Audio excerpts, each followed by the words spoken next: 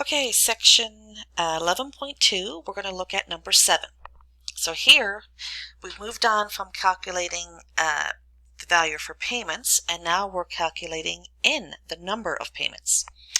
So number 7 is, for how long has William been making end-of-quarter contributions of $1,200 to his RRSP if the RRSP has earned 4.75% compounded monthly and is currently worth $74,385. So in reading that, this is the future value. This is what it's worth now, and we want to look back, how long was he making contributions to get to this point? So we're looking for N. We know it's end of quarter contributions, so payments per year was 4. The payment was $1,200. It earned 4.75%, so interest per year is 4.75. Compounded annually, so compoundings per year was 1, and it is currently worth $74,385. That's the future value. I don't want the currently worth to throw you off and think it's current, it's present value. Because if you draw a timeline, the $74,385 would be at the right-hand side at the end.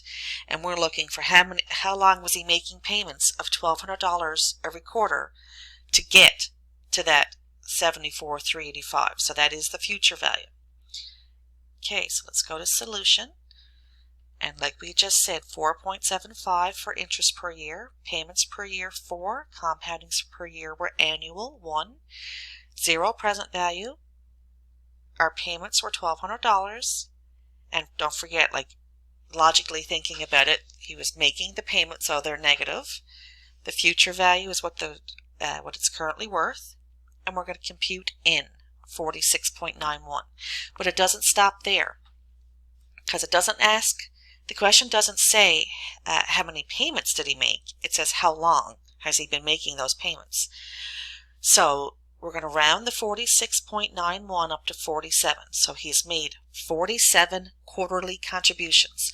So if you're making 47 quarterly contributions, that means you're making 4 payments per year. So if you take 47 divided by 4 payments per year, he would have been paying for 11.75 years.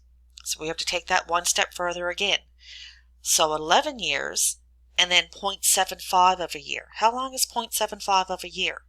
So whenever you get a decimal like that, you have to work out how long that is. So 0.75 times 12 is 9 months.